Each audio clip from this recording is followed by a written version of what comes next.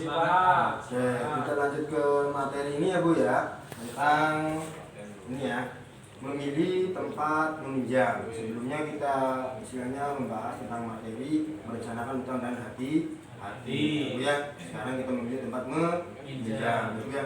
Nah sebenarnya saya ingin tanya kepada Ibu nih ya, Ibu pernah nggak punya uang Bu? Pernah Pak. Nah itu kan. Sekarang nggak punya uang. Nggak punya uang. Kenapa nggak punya uang tuh Bu? Biasanya Belum gajian Pak. Belum gajian. habisan Pak. Bisa. Ketika Ibu nggak punya uang itu Ibu gimana? Pinjam sih Pak biasanya. Pinjam. Kalau Ibu? Biasanya jual ayam Pak. Jual ayam, Iya. ya. Oke, saya tanya lagi Ibu selama ini berapa kali meminjam Bu? Gak gitu kan Pak? Nggak hitungan, banyak ya. Kalau Ibu? Iya minjem kalau pas lagi nggak ada aja Pak. Ada, oke ya. Nah ini Bu ya, ini kan memilih tempat untuk meminjam. Oke, ini jadi Ibu harus benar-benar tahu istilahnya tempat meminjam ini, karena ada meminjamnya ada secara kelembagaan, ada perorangan Bu ya. Iya Pak. Juga harus paham dan juga istilahnya di sini ada kelebihan dan kekurangannya ya Bu ya. Paham Bu? Ya. Ibu juga harus meminjam itu harus disesuaikan dengan penghasilannya juga Bu ya. Iya. Seperti materi yang kemarin, istilahnya merencanakan utang dengan hati-hati, menyesuaikan dengan pendapatannya Bu ya. Paham Bu ya? Nah sekarang kita beralih ya Bu ya, untuk lebih paham tentang kelebihan dan kekurangan dari tempat meminjam ini ya, kita lihat Bu, Richard 2B ini Bu ya, dalam tempat meminjam ini Bu ya. Oke, di sini sumbernya ada saudara Bu ya, ada rentenir, ada kelompok tempat pinjam ya, ada koperasi dan ada bank pasar. Itu dari kelima itu biasanya Ibu sering meminjam di mana Bu?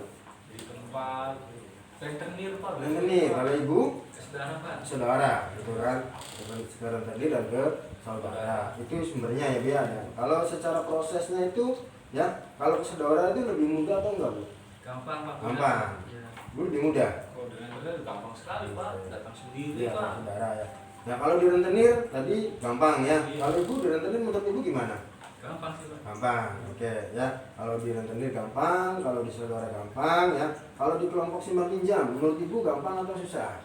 Kayaknya sih gampang Pak. Gampang. Nah, kalau Ibu Agak agak ribet sih Pak. ya kalau di pusat ini kan mudah, jadi ya karena harus istilahnya uang harus tersedia, Bu ya. Gitu kan. Kalau di koperasi simpan pinjam, Bu, Mudah Pak. kira prosesnya, ya? Mudah. Kalau di pinjam itu lebih cenderung rumit Bu. Biasanya ya mengisi formulir gitu kan ya, melampirkan dokumen Bu ya. Begitu juga di bank pasar. Biasanya melampirkan formulir dan melampirkan dokumen serta penilaian lebih ketat ya Bu ya. Iya Pak. Paham Bu ya. Itu kan prosesnya.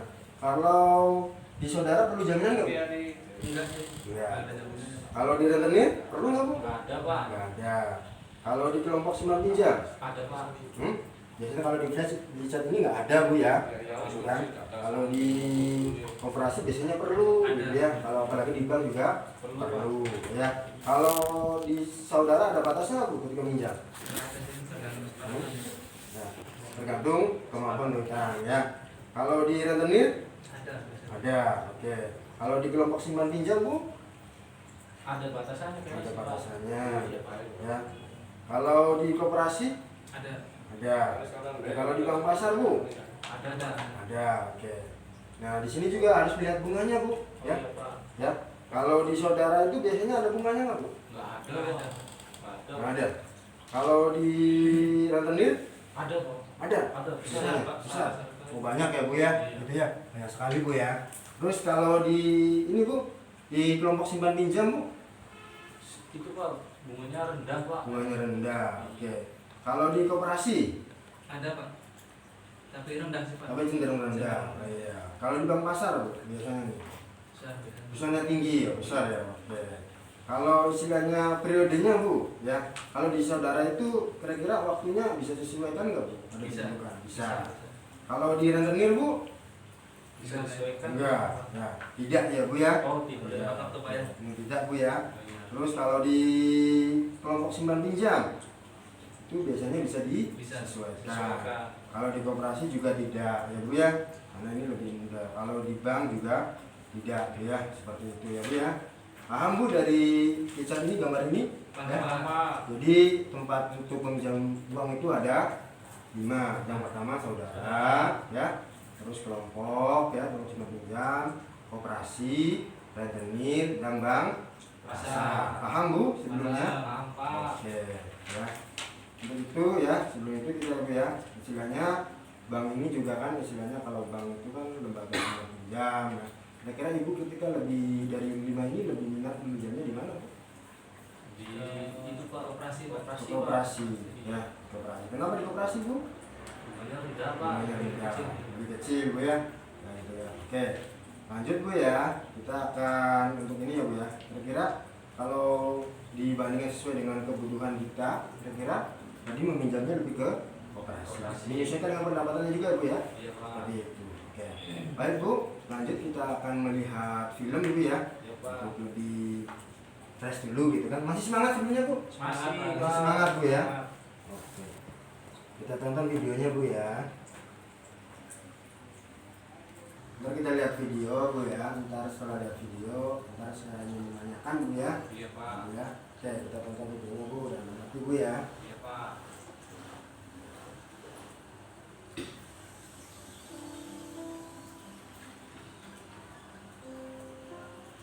Untung saja kita punya kartu jam kesmas ya nak. Jadi biaya rumah sakit bisa gratis. Ada obat tambahan yang tidak ditanggung jam kesmas Bu, harus kita tebus sendiri. Harganya 400.000 lebih.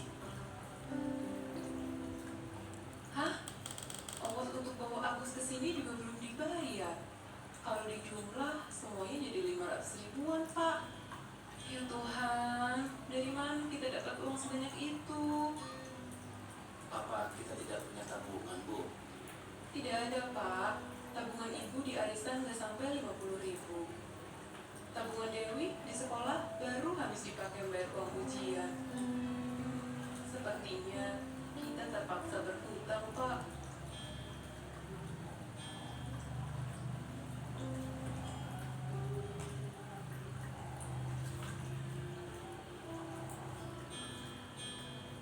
Ibu menyesal pinjam uang ke Bu Rahibah.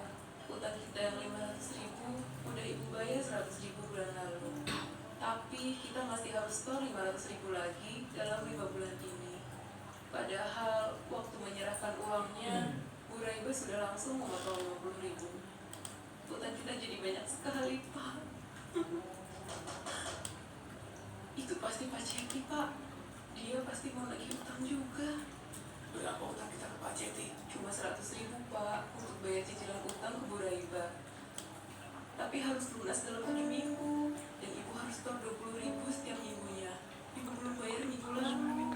Sekarang Pak Ceti udah datang lagi. Lili, mana uangnya? 40.000. Oke Bu ya, udah lihat videonya Bu? Udah Pak. Oke. Apa yang diamati dari video itu Bu? Ibu Lili ngutang ke rentenir Pak. Ya, itu gimana Bu? Dari Ibu Lili kekurangan biaya untuk berobat anaknya Pak. Bagaimana Ibu Lili mengatasinya itu berhutang kepada rentenir. Istilahnya dalam video ini ya, Bu Lili ini dari babang untuk lubang ya, hutang untuk istilahnya mengobati anaknya, kemudian hutang ke yang satu, hutang yang lainnya, sedangkan tidak sesuai dengan pendapatannya atau untuk membayarnya Bu ya. Iya Pak. Paham ya dari video ini Bu ya? Paham Pak. Ya, jadi ibu juga harus memahami ya tentang tempat untuk meminjam. Apakah ibu sudah paham untuk memilih tempat untuk meminjam? Paham Pak. Paham Pak. Paham ya Bu ya. Oke. Dan ini diterapkan Bu ya ketika ibu meminjam di tempat meminjam. Intinya ibu juga harus bagaimana mengetahui atau mencari gitu kan kira-kira tempat meminjam ini ya ketika pengembaliannya itu lebih kecil ya Bu ya. Paham Bu? Paham Pak. Oke, terima kasih Bu ya. Ntar kita lanjut ke materi menabung secara rutin. Oke, terima kasih Bu ya. Iya Pak.